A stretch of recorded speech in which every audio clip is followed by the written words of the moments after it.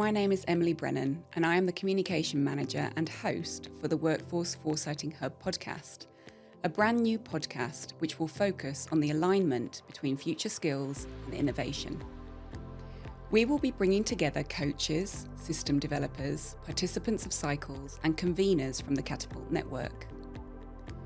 We will be discussing how we can work together to address the skills challenge, highlighting our process and looking at some examples of the impact we are already starting to see by proactively foresighting for future change. The Workforce Foresighting Hub is an Innovate UK initiative, and it has been set up to provide insights and recommendations which will help identify future skills demands so the UK can start to develop skilled workforce to adopt innovation and succeed in a global marketplace. Hello and welcome to the Workforce Foresighting Hub podcast. My name's Emily Brennan and I'm the Communication Manager and host of this podcast series. Today we are fortunate to be joined for our third episode by Jack Lockhart and Andrew Esson, and we'll be looking at a practical case example of the foresighting cycles that we run, why we do it and what the impacts we are starting to see. So first of all, gentlemen, if I could get you both to introduce yourself. Jack? Yeah, of course. I'm Jack Lockhart. I'm a workforce foresighting coach, and I've spent around 10, 11 years in the learning and skills space in multiple different industries, but that's where I've developed my craft. Excellent. And Andrew? Hello, I'm Andrew Esson. I'm Future Skills Lead at the Offshore Renewable Energy Catapult, based up in Blyth.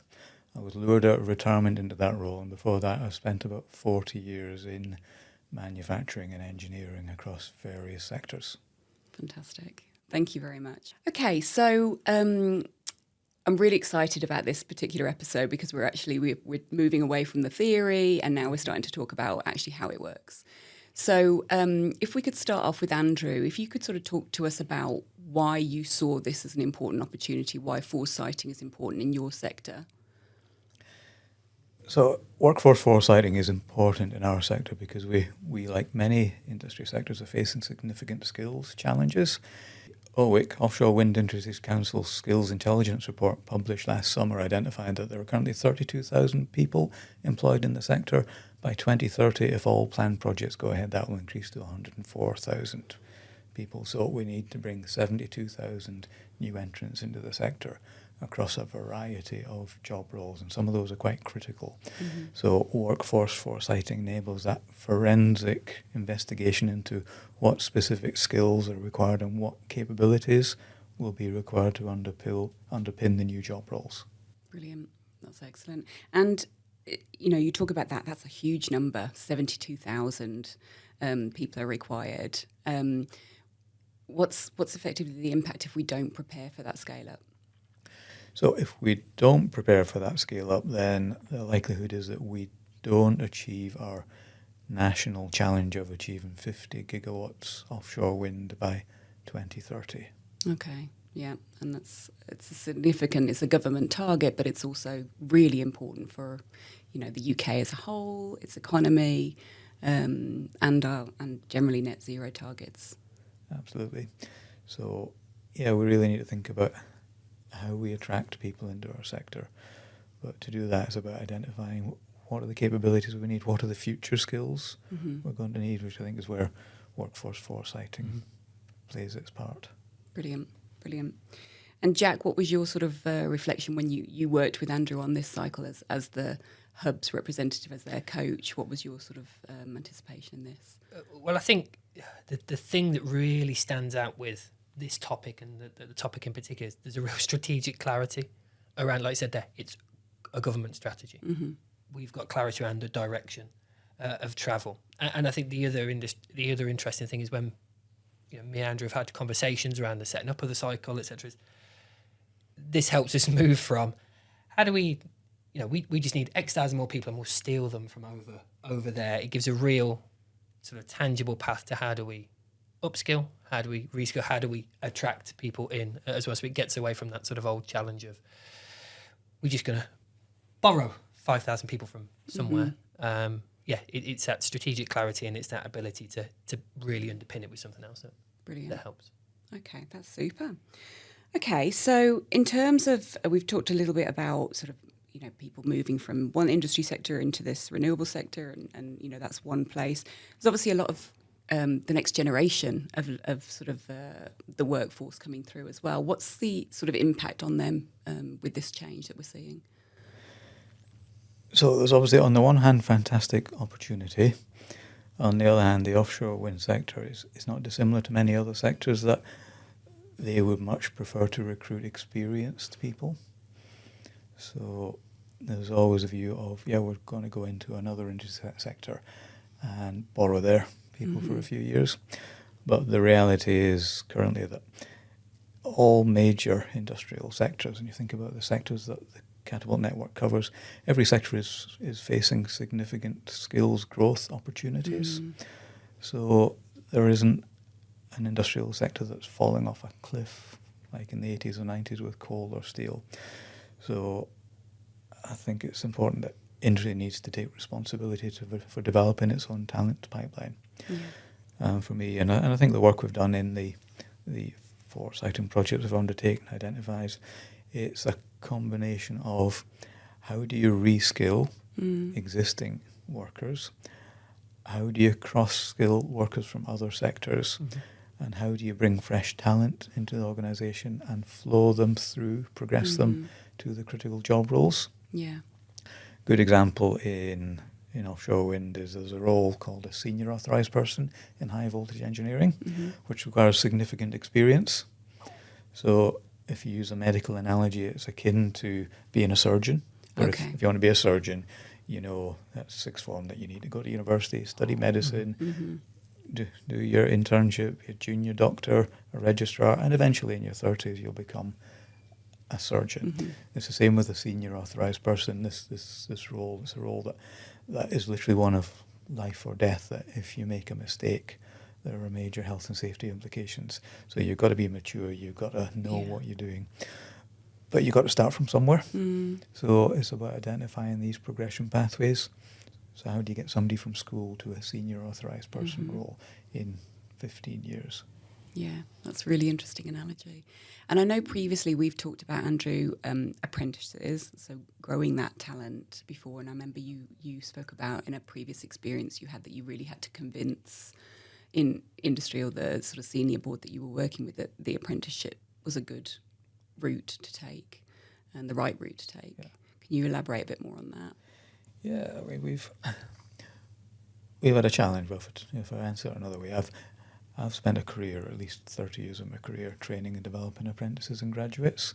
So for me, it's a sensible thing to do, that if you're going to grow your business, achieve your objectives, you need to bring talent in. You need that pipeline of talent because people do move on. In the UK, if you go back to the 60s, 70s, 80s, the large businesses used to overtrain. So they'd recruit more apprentices than you need. They'd keep the best and the rest would feed into the supply chain. That stopped in the 80s and 90s, and it's never really been replaced, and smaller businesses never really got to grips with that.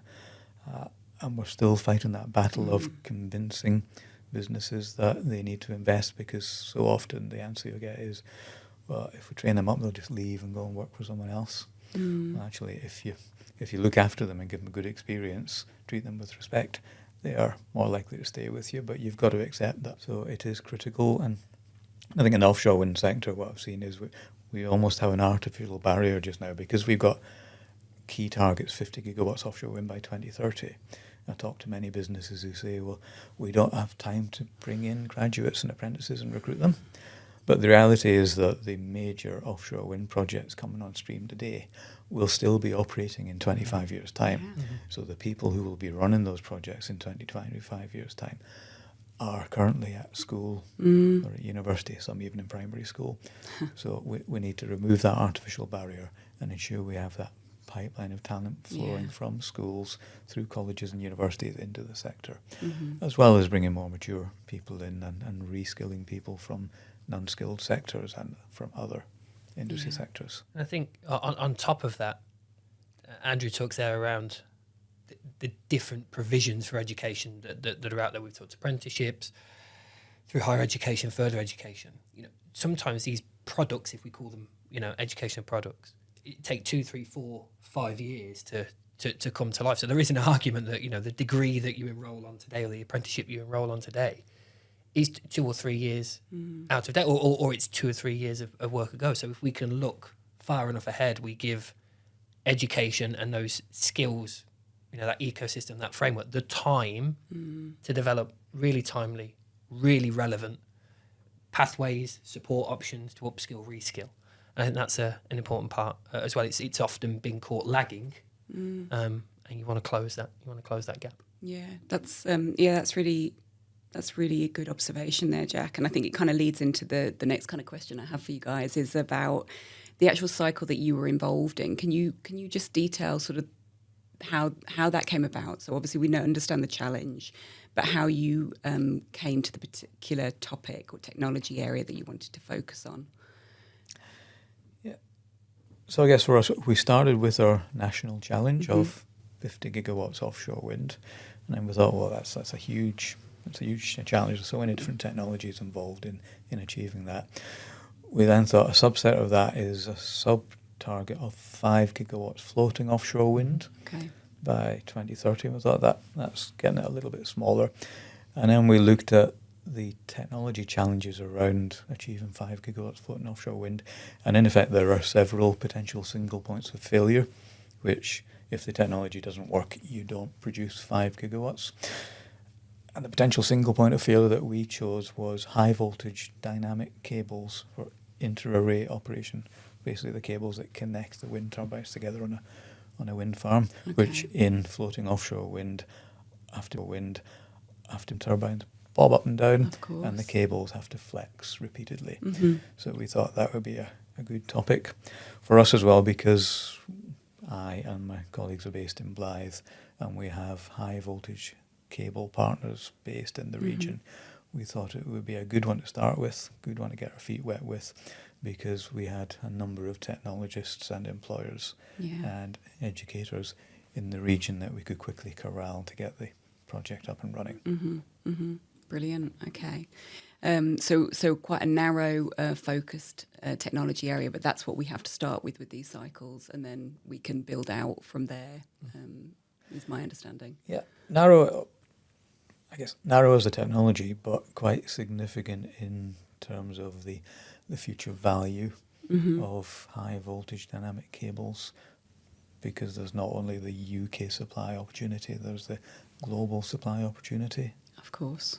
Okay. And I suppose the role that I certainly played in that, inside the hub, we're not the technical experts on these technologies. It's for us to work with the Andrews of the world to help understand where that sits in that sweet spot. Is it close enough but not far enough? Is it, has it got the scale and, like you said, the UK supply chain opportunity behind it? It's our job to sort of work and ratify and make sure that it's something that we can help bring to life. At the end of the day, it's the right thing to do. It's focused and bounded enough. That might be another way of saying, it's a narrow opportunity. It's well focused. It's well bounded, and it's an opportunity to really go. I think that's the role that we play in the hub as well. Is to not be the technical experts, but to ratify and make sure that we can deliver the best for that technology, that solution. Yeah, and I guess the other factor was that when I spoke to our Director of Technology Development at Blyth to say, where should we start with foresighting, he said cables. Interesting. And then when we engaged with our sponsor, Renewable UK, and said, we're running foresighting, they immediately said, can you start with cables, please? Okay. So it's quite a critical technology within the sector. Yeah, and everyone was sort of in agreement that that's where where it needed to start. Brilliant. And so in terms of the participants and sort of getting people involved, Andrew, how did you find that? Because it's obviously we're asking people for their time and their insights, but how did you sort of motivate them to be part of this process? I guess through informed conversations. So I'm a great believer that you need to invest the time. The more people understand, the more people feel valued, the more likely they are to get involved. So in both cycles we have run so far as ORE Catapult, we've taken the time to identify the organisations we want to get involved, the individuals within the organisations, and then we've invested time to meet with them one-to-one to explain the project, because workforce foresighting is quite a complex process. It's quite detailed. It can be difficult to understand. So we spent the time to explain how the process works, what their role would be, and what the outcomes that we were seeking were. Okay, brilliant. And from the outcomes of your first cycle, what were some of the highlights for you? What did it sort of give you that you were expecting or weren't expecting? So for us, I guess we were fortuitous that we had a number of quick wins. So one was a developing conversation with our lead educator in Newcastle University to collaborate to develop a new high voltage engineering degree apprenticeship. And that's a project that's in development, which fits with that criticality of high voltage engineering. We also engaged with one of the organisations who supported us was PETO, the Oil and Petroleum Industry Training Organisations, who are now operating in offshore renewables as well as in oil and gas. And we've supported them in a project to develop a new competency standard for high voltage engineering. And it also led to conversations between the ORE Catapult and a commercial training provider, looking at how we could leverage the technology and facilities which exist in Blythe, which, just as an aside, the reason I was lured out of retirement into the ORE Catapult was that our Blythe facility is the largest engineering playground in the northeast of England, and we test full-scale turbine blades and full-scale drive trains and oodles of high-voltage equipment. So it was a great place for me to see out my days. But conversely, what we're now looking at is how we can flip that technology and that expertise to support the onboarding of new expertise into the sector, whether that be school or graduate entrance or upskilling or reskilling. Okay, brilliant. So this cycle has already started to produce results and that impact that you're already causing action, which is one of the steps in sort of the skills value chain that I'm aware of, and we talked about in the last couple of episodes. But that's really been driven by yourself and the people involved to get behind this. What would you say to other sort of catapults that are looking to do this in terms of that causing action piece? Yeah, I think the catapult and the foresighting champion has a responsibility to ensure that action occurs. You can't rely on others to do that, because if I'm being cynical, there are so many skills initiatives around that if you bring a new skills initiative to the table, produce a nice report with a few recommendations, and then step back, it will just fall into a black hole. So I guess my experience gained over many years has been, if you're going to make change, then you need a change agent. So as far as the Offshore Renewable Energy Catapult are concerned, in any foresighting work that we undertake, we will be that change agent. We will drive the conversation forward with industry. Yeah, that's brilliant. And Jack, you're obviously involved in this cycle, and it was one of our first cycles. Yeah. From your experience sort of with the participants and sort of facilitating, what were some of your highlights? So I think it goes back to something we talked about at the start. People were there because they had a real clear idea of what they were participating in. It might be a bit of cables, it might be a bit of operations maintenance, it might be a bit of this, it might be a bit of that. There's a very clear strategic direction. There's a clear red thread that comes through, not just from the catapult, but like you say, from the sponsors as well. So we hit on something that wasn't just us having a nice time over 9 or 10 weeks. The involvement and the energy and the motivation that people had came from feeling like they were really solving a challenge. Like I say, it really meant something. There was an understanding between all of them that, yeah, this is what we're here to do. This is what we're here to solve. And that clarity just cuts through. It allows you to really get to the heart of foresighting quite quickly and get the information you need from them. So I think that's a really strong point. It makes a difference, across cycles. I think the other part is, and Andrew talked about it, well, there is really engaging with participants, not just, send 100 invites out and, let's hope we get a 20% return rate. The people that came through the door were invested, they understood, they were the right people to be in the room. And it just makes a difference. It makes that facilitation and the journey through a lot smoother. Yeah. A lot smoother, a lot easier, and the outputs hopefully reflect that as well. Brilliant. That's excellent to hear.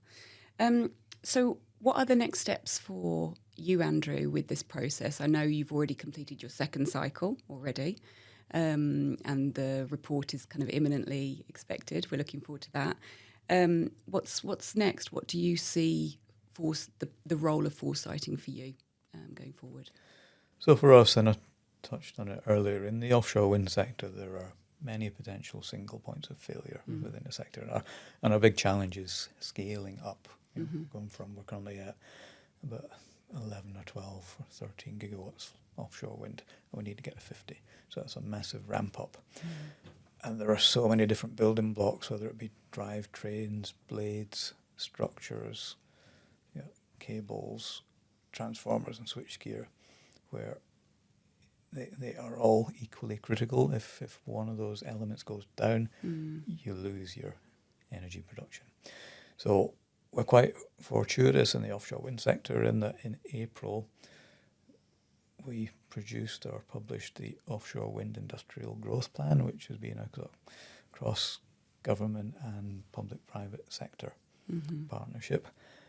And that industrial growth plan identifies 5 key technology areas where the UK can aim to have world-leading capability, which are broadly advanced turbine systems, electrical systems and cables, structures, smart O&M, and environmental systems.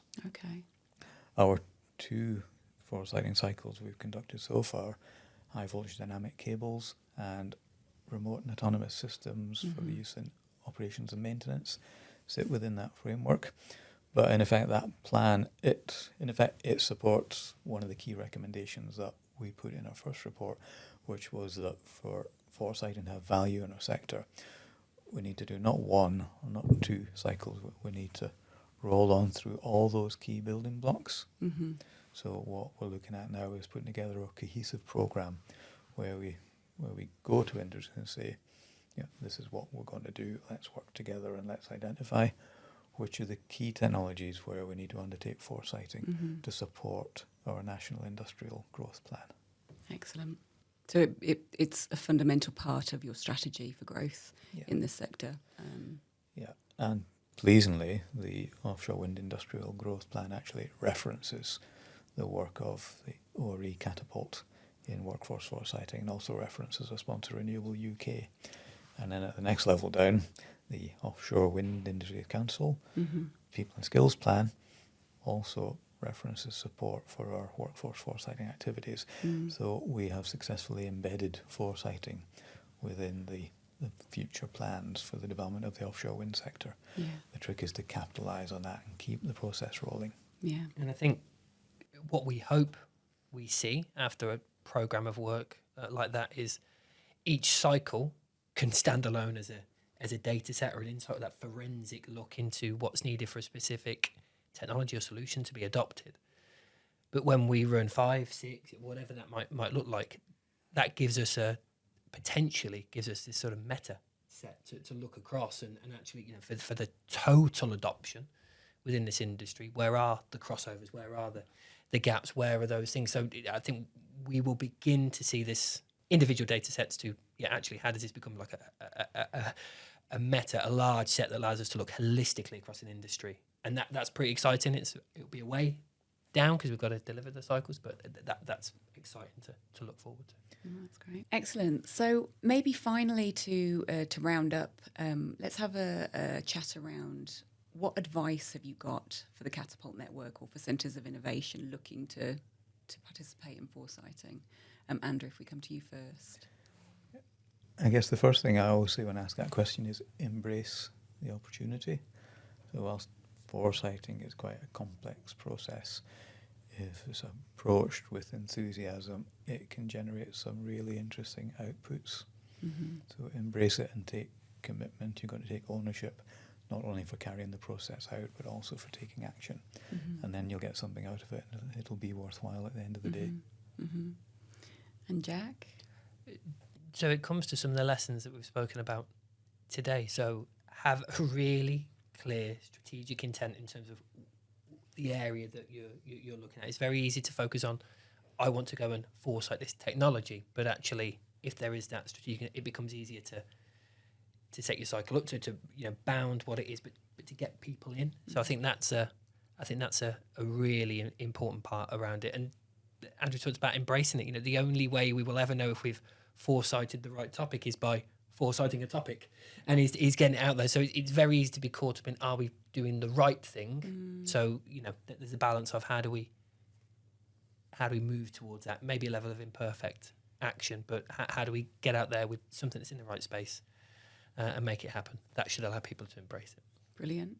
And Andrew, you were talking earlier about a recent meeting you had where you were talking about Innovate UK and technology and how technology is realised and adopted. Can you refresh us on that?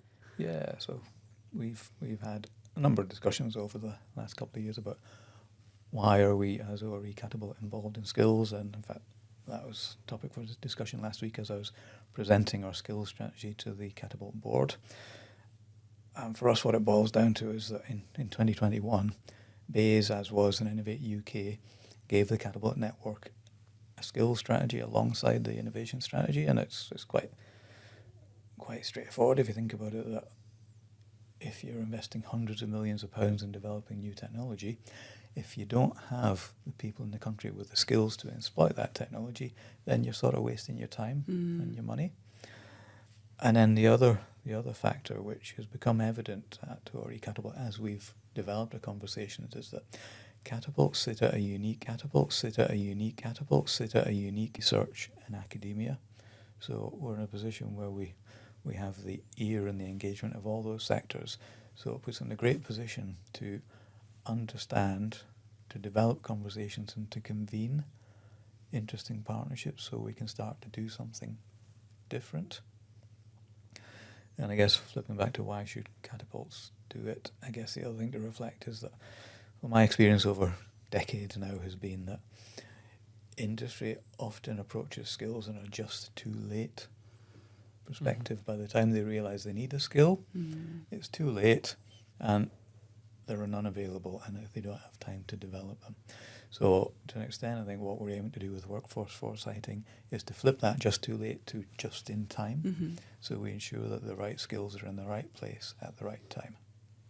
Brilliant. Thank you very much. So thank you both for joining us for this episode. It's been really, really interesting. Next time we will bring you our fourth episode, which is called Coaches Corner, and we will interview some of the coaches who are involved in the facilitation of these workforce foresighting cycles, and we will have a guest host. One of my colleagues, Sachin, will be hosting. So thank you again for your time, and we look forward to seeing you next time. Thank you for listening to the Workforce Foresighting Hub podcast. If you would like more information, please look at the podcast show notes or visit our website and follow us on LinkedIn. Thank you very much.